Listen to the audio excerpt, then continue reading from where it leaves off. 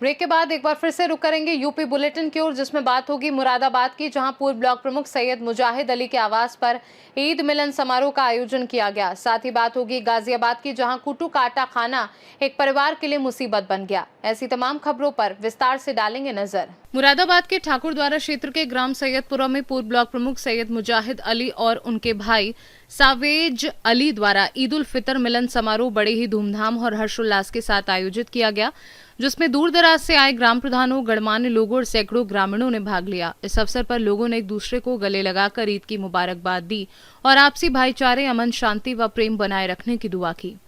आयोजन के दौरान रमजान महीने की अहमियत बताते हुए गरीबों और जरूरतमंदों की मदद पर जोर दिया गया। साथ ही मेहमानों के लिए विभिन्न प्रकार के पकवान भी परोसे गए। सर, आप यहाँ ढिलारी ब्लॉक प्रमुख रहे हैं और आज आपके आवास पर जो है ईद मिलन समारोह का कार्यक्रम किया गया है, इसके विषय में आप क्या कहना चाहेंगे? देखिए, सबसे पहले तो आप लोगों को ईद की बहुत बहुत मुबारकबाद। और इसी बहाने, ईद के बहाने हिंदू और मुसलमानों के बीच भाईचारा बना रहता है और सभी लोग आते हैं, ईद मिलते हैं, इससे भाईचारा बढ़ता है। और हिंदुस्तान की यही तहजीब है, यही भारत की पहचान है कि आपस में प्यार, मोहब्बत, खुलूस से त्योहारों को मनाएं। इसी के साथ मैं ईद की सबको तहे दिल से मुबारकबाद पेश करता हूँ। सर, आपके आवास सैयदपुरा में आज जो है ईद मिलन समारोह किया गया है। आपके तमाम क्षेत्र की जनता आपसे पास ईद मिलन के लिए आई है, आप इसके विषय में क्या कहना चाहेंगे? सबसे पहले तो मैं आपके चैनल के माध्यम से इनका शुक्रिया अदा करना चाहता हूँ और आपका शुक्रिया अदा करते हैं कि ये लोग यहाँ आए।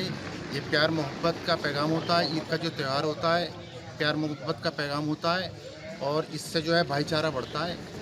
इसलिए हमारे यहाँ ईद मिलन समारोह का प्रोग्राम रखा था, सब लोग आए और सबका प्यार देखने को यहाँ मिला, बहुत खुशी है। सब लोगों का धन्यवाद, शुक्रिया अदा करना चाहता हूँ। सर, आप जो है सैयदपुरा प्रमुख साहब के यहाँ जो है आज ईद मिलन समारोह के कार्यक्रम में शामिल हुए हैं, तो सर इसके लिए आप क्या कहना चाहेंगे? ये मतलब हमारा भाईचारा बना रहे। आपके प्रमुख साहब से हमारे, इनके वालिद साहब के बहुत पुराने संबंध रहे हैं, 20 साल एक साथ रहे हैं, तो इनका मतलब बहुत हमें प्यार मिलता है। हम तो अपने बेटा मानते हैं इन्हें, आज भी बेटा मानते हैं, इसलिए हम इनके आवाज़ चले आए ईद मिलने के लिए और सबको मुबारकबाद देते हैं। सर, आप काफ़ी बुजुर्ग हैं और आपको जानकारी होगी, ईद, ये जो मीठी ईद मनाई जाती है, इसका मेन उद्देश्य क्या होता है? और भाईचारा है, मिलन है। क्या क्या काम किए जाते हैं इस यहाँ? तो ये मतलब भाईचारे मतलब सिवई खिला लो या मतलब और मतलब मिष्ठान खिलाते हैं सबको। सर, आप सैयदपुरा प्रमुख साहब के आवास पर आए हैं आज ईद मिलन समारोह में, बहुत बड़ी तादाद में यहाँ जनता पहुँची हुई है, इसके विषय में क्या कहना है आपका? देखिए, क्षेत्र के सभी लोगों से इस परिवार का बहुत पुराना भाईचारे का संदेश, पैगाम रहा है।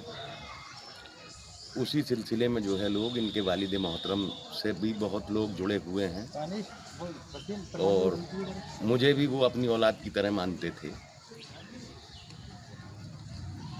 उसी पर्पज से जो है शांति और भाईचारा कायम रहे, उसके लिए जो है सब लोग यहाँ इकट्ठा हुए। और सर, जैसे कि अभी जो है फिलहाल नवरात्र भी चल रहे हैं, उसके लिए जनता के लिए क्या कहना चाहेंगे आप ईद के साथ? नवरात्र भी जो है बहुत बढ़िया शांतिपूर्वक तरीके से सब लोगों को मुबारकबाद देता हूँ और वो सारे लोग जो है अपना भाईचारे से अपने नवरात्रों को पूरा करें। हमारे सहयोग की कहीं ज़रूरत होगी तो हम उसके लिए बिल्कुल आदि रहते हैं। सर, आज यहाँ पर आप ब्लॉक प्रमुख साहब के यहाँ पहुँचे हैं सैयदपुरा में, जी और ईद मिलन समारोह किया गया है, इस विषय में आपका क्या कहना है? हम तो हमेशा से आते ही प्रमुख साहब के हैं। आम जनता के लिए क्या कहना चाहेंगे इस ईद के मौके पर? बहुत बहुत ईद की मुबारकबाद जनता के लिए।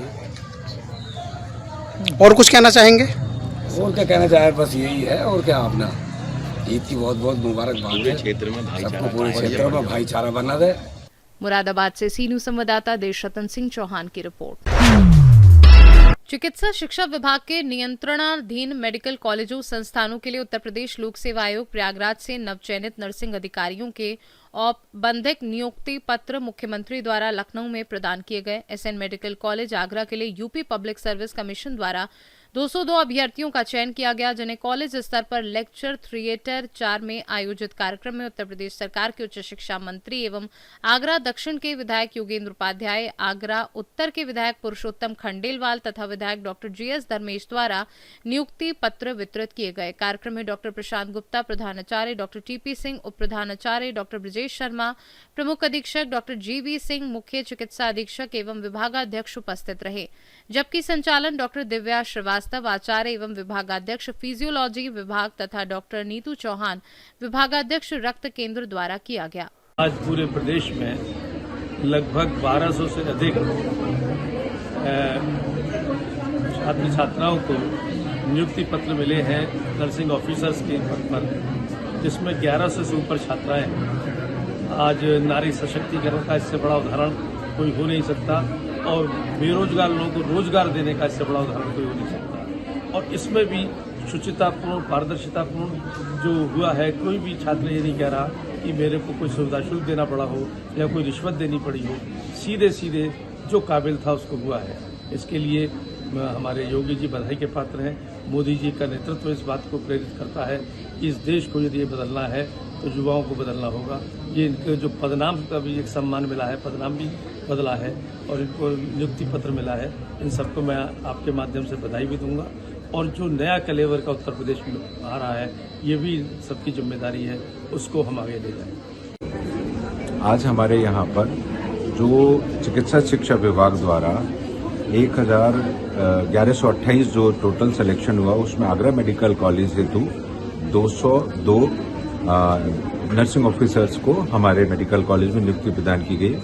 इन्हीं सब इस नर्सिंग ऑफिसर्स को आज हमारे माननीय मंत्री जी और माननीय विधायक द्वारा यहाँ पर नियुक्ति पत्र आज प्रदान किया गया।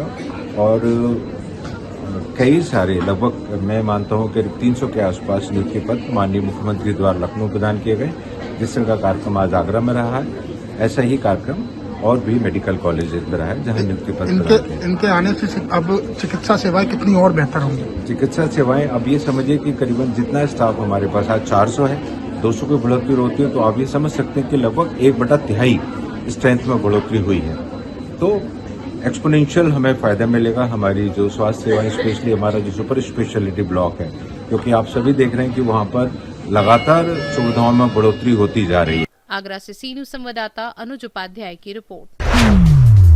मोदी नगर के थाना क्षेत्र के गांव रोरी में कुट्टू का आटा खाने से एक ही परिवार के 6 लोग फूड पॉइजनिंग का शिकार हो गए। बताया जा रहा है कि गांव निवासी राहुल शर्मा अपने परिवार के साथ नवरात्र के पहले दिन व्रत पर थे। गुरुवार को गांव की एक दुकान से कुट्टू का आटा लाकर रात में भोजन तैयार किया गया, लेकिन खाना खाने के करीब 1 घंटे बाद ही सभी की तबीयत बिगड़ने लगी और उन्हें उल्टी, जी मिचलाना तथा चक्कर आने की शिकायत हुई।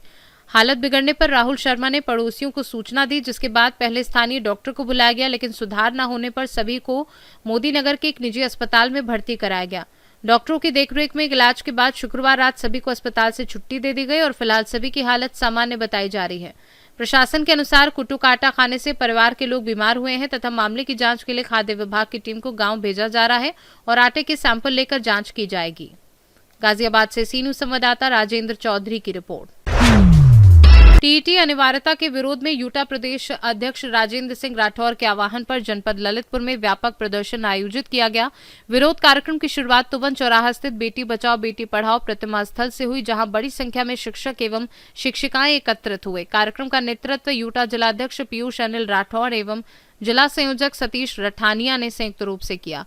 उनके नेतृत्व में शिक्षकों ने विशाल जुलूस और मशाल जुलूस निकालकर टीईटी अनिवार्यता के खिलाफ नारेबाजी करते हुए इसे शिक्षकों के साथ अन्यायपूर्ण नीति बताया और समाप्त करने की मांग की।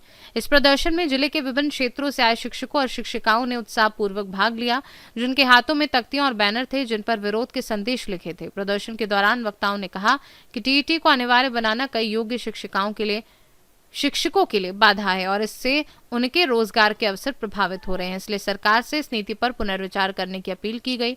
कार्यक्रम शांतिपूर्ण ढंग से संपन्न हुआ। प्रदर्शनकारियों ने चेतावनी दी कि यदि उनकी मांगों पर शीघ्र ध्यान नहीं दिया गया तो भविष्य में बड़े स्तर पर आंदोलन किया जाएगा। यहाँ शिक्षकों द्वारा विशाल मशाल जुलूस प्रदर्शन किया गया और शिक्षकों ने अपना विरोध प्रदर्शन किया। तो ये विरोध कैसा है, आप अपने परिचय दें और बताएं विरोध कैसा है और इसका वजह क्या है। मैं संजीव कुमार गुप्ता, यूटा जिला उपाध्यक्ष हूँ और यहाँ हम लोगों ने शिक्षकों ने मिलके उस चीज़ का विरोध किया है।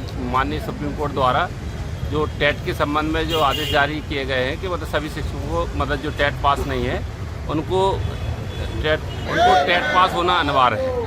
इस संबंध में हम लोगों ने विरोध प्रदर्शन किया, मशाल जुलूस का कार्यक्रम रखा गया, तो ये सफल रहा। निकट भविष्य में आपका क्या प्रोग्राम हो सकता है यदि सरकार ने आपकी मांग नहीं मानी? हम लोग सड़कों पे उतरेंगे इसके विरोध में। और माननीय सुप्रीम कोर्ट द्वारा कोई याचिका आप लोगों के द्वारा दायर की गई है हम लोगों द्वारा। चलिए ठीक है, आपको सफलता मिले।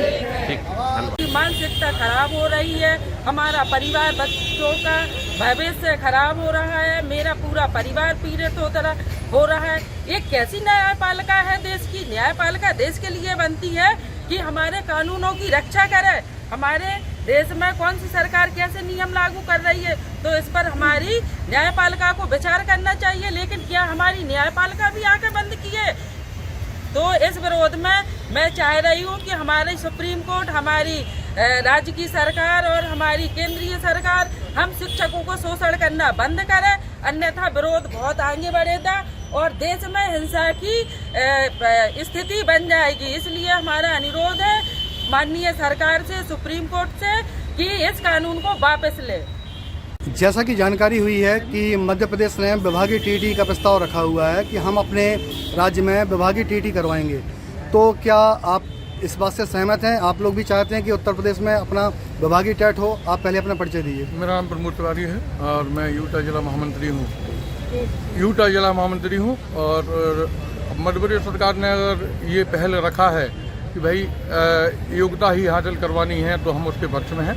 ऐसा हमारे साथ हमारी उत्तर प्रदेश सरकार भी कर सकती है और वो चाहे तो हम लोगों को भी विभागीय स्तर से इस चीज़ में परीक्षा दिलवाकर हम लोगों को भी फ्री कर सकती है। तो आप संतुष्ट हैं कि विभागीय टीटी सरकार कराना चाहे तो हम तैयार हैं? विभागीय परीक्षा से हाँ। ललितपुर से सी न्यूज संवाददाता विकास सोनी की रिपोर्ट। यूपी बुलेटिन में फिलहाल के लिए इतना ही। बने रहिए सी न्यूज भारत के साथ, हर खबर आपके साथ, आपके हाथ।